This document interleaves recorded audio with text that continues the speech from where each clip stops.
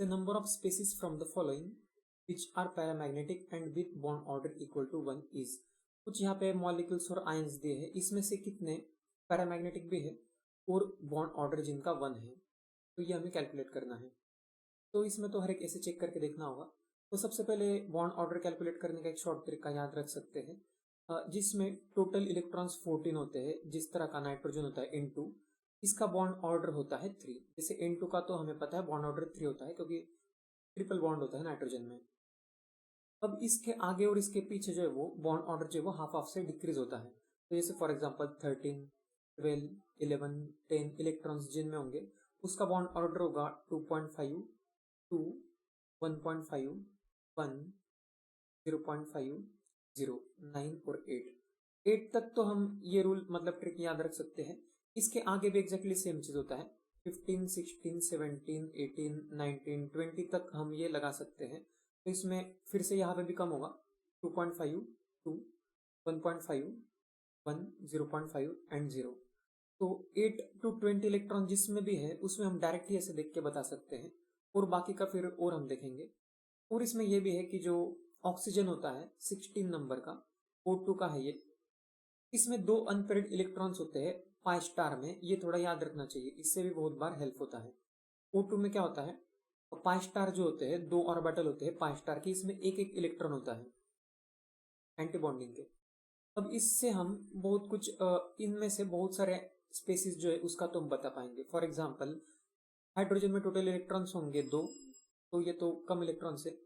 He2 plus, इसमें total electrons होंगे, helium में होता है 2, और इसमें He2 में 4 होंगे, और ये प्लस है तो इसमें 3 इलेक्ट्रॉन होंगे, इसका भी नहीं बता पाएंगे। O2 प्लस, O2 में 16 होते हैं, O2 प्लस में 15 होंगे, तो हम यहाँ से देख के बता पाएंगे 15 मतलब 2.5। तो ये तो कट हो गया क्योंकि हमें बॉन्ड ऑर्डर 1 चाहिए है। तो इस तरह से आसानी से देख सकते हैं। N2 माइनस, N2 में 14 इलेक्ट्रॉन्स होते हैं, 2 माइनस इसका मतलब इसमें 16 इलेक्ट्रॉन होंगे। 16 में बॉन्ड ऑर्डर तो 2 होता है, तो ये भी नहीं चाहिए हमें, बॉन्ड ऑर्डर 1 चाहिए है। O2 2 माइनस, O2 में 16 होते हैं, इसमें 2 माइनस है तो यहाँ पे होंगे 18 इलेक्ट्रॉन्स। 18 का बॉन्ड ऑर्डर 1 होता है, ठीक है। तो इसको और हमें चेक करना होगा, ये बॉन्ड ऑर्डर 1 तो है, पैरामैग्नेटिक भी है क्या, ये देखना होगा। तो हमने अभी ये देखा यहाँ पे कि O2 में क्या होता है कि 2 अनपेयर्ड इलेक्ट्रॉन्स होते हैं, इसमें और 2 इलेक्ट्रॉन्स ऐड किए होंगे, 2 माइनस है यहाँ पे, तो 2 इलेक्ट्रॉन जब और ऐड करेंगे तो वो पेयरिंग भी हो जाएगा यहाँ पे, तो सारे ही इलेक्ट्रॉन्स पेयर्ड हो जाएंगे। तो O2 2 माइनस में पेयर्ड इलेक्ट्रॉन्स होंगे, अनपेयर्ड नहीं होंगे, तो ये डायमैग्नेटिक हो जाएगा। हमें पैरामैग्नेटिक चाहिए था विद अनपेयर्ड इलेक्ट्रॉन, तो इसलिए ये ऑप्शन भी, ये कंपाउंड भी कैंसिल हो जाएगा। F2 का अगर हम देखेंगे तो इसमें टोटल इलेक्ट्रॉन्स होंगे 18, तो F2 में अगर 18 इलेक्ट्रॉन्स है, इसका एक्जैक्टली सेम कॉन्फ़िगरेशन होगा जैसा O2 2 माइनस का था जो भी हमने देखा। ये भी क्या होगा, पैरामैग्नेटिक नहीं होगा, डायमैग्नेटिक होगा, और बॉन्ड ऑर्डर इसका होगा 18 का मतलब 1 होगा, लेकिन हमें ये नहीं चाहिए, डायमैग्नेटिक है ये। Ne2 प्लस, तो Ne2 में कितने इलेक्ट्रॉन्स होते हैं, Ne2 में होते हैं 20 इलेक्ट्रॉन्स, क्योंकि नियॉन में होते हैं 10, Ne2 में होंगे 20, और ये प्लस है तो 19 इलेक्ट्रॉन्स। 19 में 0.5 होता है, तो ये भी हमें नहीं चाहिए। तो बस अब ये छोटे ही बच गए हैं। तो B2 में टोटल इलेक्ट्रॉन्स होंगे, बोरॉन में टोटल इलेक्ट्रॉन्स होते हैं 4, तो B2 में होंगे टोटल 8 इलेक्ट्रॉन्स। तो इसमें भी हम ओके, तो यहाँ पे हाइड्रोजन, हेलियम, ओके, बोरॉन में 4 नहीं 5 इलेक्ट्रॉन होंगे, तो बोरॉन में अगर 5 है तो B2 में 10 इलेक्ट्रॉन होंगे। तो B2 में अगर 10 इलेक्ट्रॉन है तो इसका बॉन्ड ऑर्डर तो हम बता सकते हैं 1 होगा।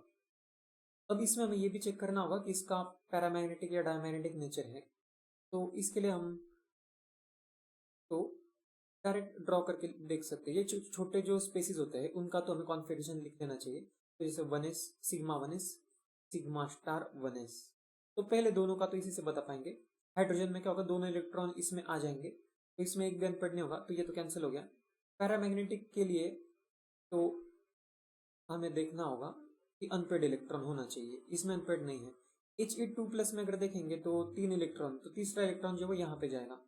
पैरामैग्नेटिक तो ये हो गया। बॉन्ड ऑर्डर इसका अगर चेक करेंगे तो बॉन्ड ऑर्डर का फॉर्मूला आता है half into bonding electrons minus non bonding electrons.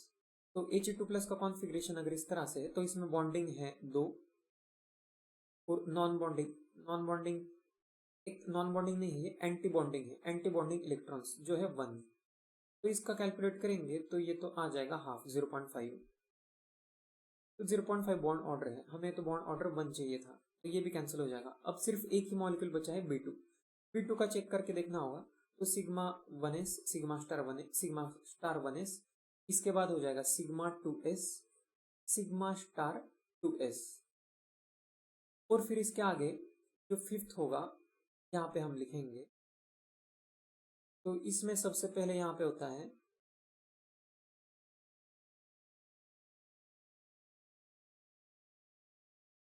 Pi star 2px, तो यहाँ पे पहले स्टार नहीं होगा, पहले तो बॉन्डिंग के ऑर्बिटल्स आ जाएंगे पाई के, तो यहाँ पे हो जाएगा pi 2px is equal to pi 2py। अब इसमें हम 10 इलेक्ट्रॉन्स फिल करेंगे, यहाँ पे 2, यहाँ पे 2, यहाँ पे 2, तो ये हो जाएंगे 8 इलेक्ट्रॉन्स, फिर यहाँ पे 1, यहाँ पे 1, तो इसमें अनपेयर्ड तो ये दिख रहे हैं 2 इलेक्ट्रॉन्स, तो ये पैरामैग्नेटिक हो जाएगा। बॉन्ड ऑर्डर इसका चेक करते हैं, तो बॉन्ड ऑर्डर इसका हो जाएगा हाफ इंटू, इसमें बॉन्डिंग में आ जाएंगे 2 प्लस 2 प्लस यहाँ पे 2, तो 6 हो जाएंगे, माइनस एंटी बॉन्डिंग में इसमें है यहाँ पे 2 और यहाँ पे 2, 4 हो जाएंगे, तो ये 2/2 1 हो जाएगा। तो बॉन्ड ऑर्डर इसका 1 आ गया, पैरामैग्नेटिक भी आ गया, तो ये B2 जो है वो ही एक मॉलिक्यूल होगा जो इस कंडीशन में फिट हो रहा है। तो ये ठीक से याद रखना चाहिए, ये जो सीक्वेंस होता है वो कभी कभी यहाँ पे सिग्मा 2pz भी पहले आता है, लेकिन बोरॉन के केस में जहाँ पे 10 इलेक्ट्रॉन्स है, इसमें तो ऑर्डर यही होता है, तो इसके हिसाब से इस क्वेश्चन का आंसर होगा सिर्फ 1, मतलब सिर्फ एक स्पेसिस इन सब में ऐसा है जो पैरामैग्नेटिक भी है और बॉन्ड ऑर्डर 1 है।